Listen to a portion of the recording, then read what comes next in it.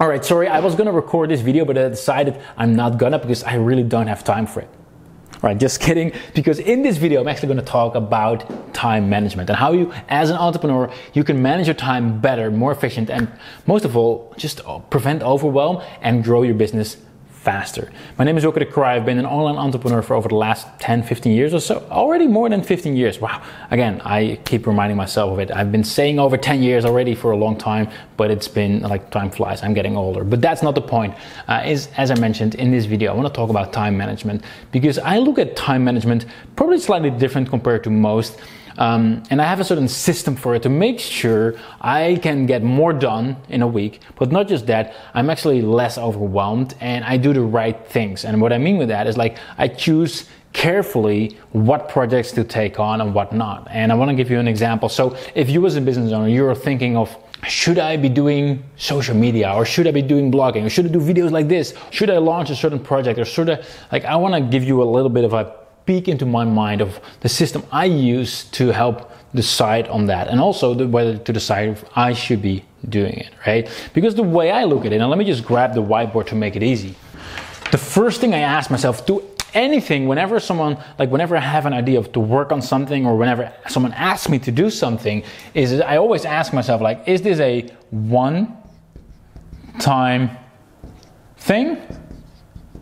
Like a one-time work, or whether this is ongoing, right? Because oftentimes you'll think like, oh, but you know, I want to do content marketing like this video, right? That I know that's going to be ongoing, right? There's going to be certain things that are just one time. So one thing that I know for a fact in your situation, like I don't know you yet, but I know that you and we have the exact same amount of time, right? We both have 24 hours in a day, 7 days a week. That's it. And yes, we have a lot of other stuff that we need to do. We need to sleep, we need to eat, we need to play with our kids if you have kids, you need to exercise, like all this other stuff, right? So at the end of the day, you only have X amount of time to actually work on your business or to work on your job if you have a job. Like let's say you have 40 hours a week, you can only spend 40 hours a week. Now, if you are a business owner, then you already know that from the 40 hours a week, at least 10 hours is going to be filled up with, if I would just map it out, this would be the week, right?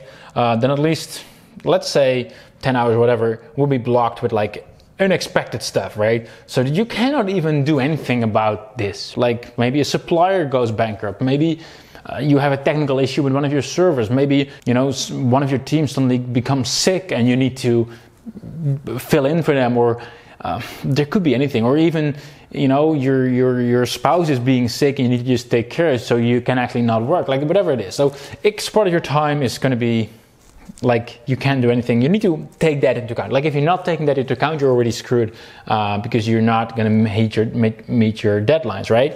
And then you'll have the rest of the week you can sort of like, you know, decide on how you're going to do it. Now, there's going to be things that are like critical to do every single time. Like for example, this is like 25%.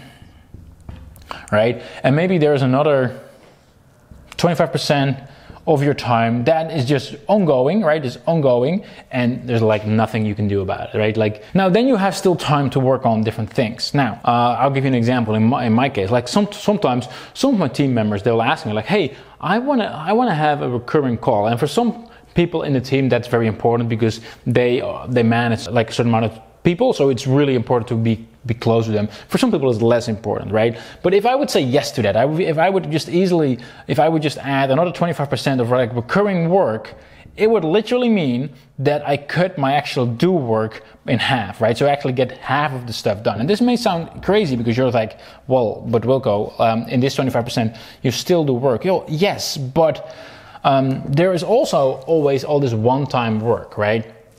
Because sometimes if you have in your business, like there's things that you need to do to keep it running, and that's usually ongoing work. In a way, this is gonna, even if this is work, and I hope I'm not being vague here, but if your ongoing work, even if that is to grow the business, that is sort of to grow it at a certain pace, right?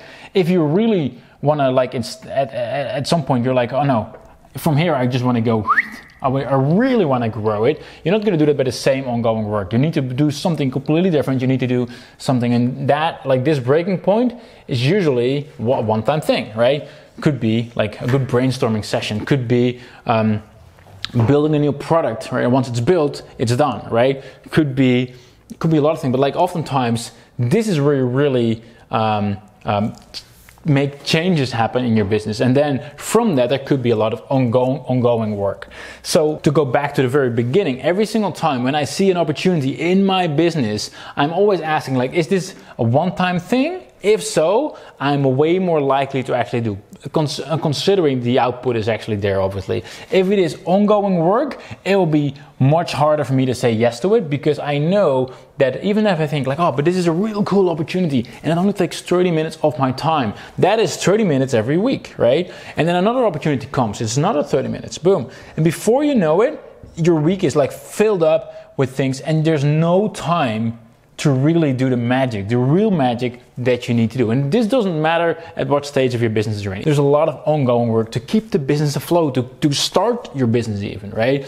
But also there's a lot of one-time stuff that you need to do in order to grow, right? I mean, you can do everything yourself, right?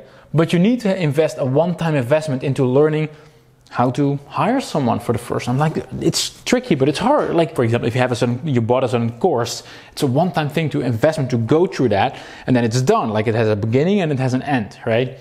And if you don't have time for this kind of stuff, right? If you all you do is ongoing, you're always just gonna grow gradually. You need to keep time for this. So my real point in this video, and I hope I'm making sense right now, is to try to cut out as much as ongoing work as possible, because every single time you cut out even half an hour, which is coming back every week, you are saving so much time to do on actual one-time work, which is where the real magic happens, in my opinion. And how do you actually do that? How do you cut out the ongoing work? And sometimes it's a matter of like, is this actually important? Like, I'll give you an example. I was doing a podcast, and perhaps in the future I will do it again. But if I'm being completely honest, it was a recurring thing that I needed to do every couple of weeks. I was recording an episode, and we didn't have that many listeners. So it was like, is there a real ROI? Is that a real good output? Probably not, so I'll just stop doing it. Like, I felt I had to do it, but if I really answered it honestly, like, I didn't really have to do it. It was an option for me to do it, right? In comparison to, for example, answering customer tickets, that needs to happen. But then the question is, does it have to be you, right? That is another question. And let's say, I don't know, there's a certain task and it takes me 1 hour a week. I'll have to decide, like, what's that worth for my business, right? If that 1 hour would be worth, I don't know, a couple $100, like if that would be $300 of value from that, in a way, and that's obviously a sort of like a guess, right?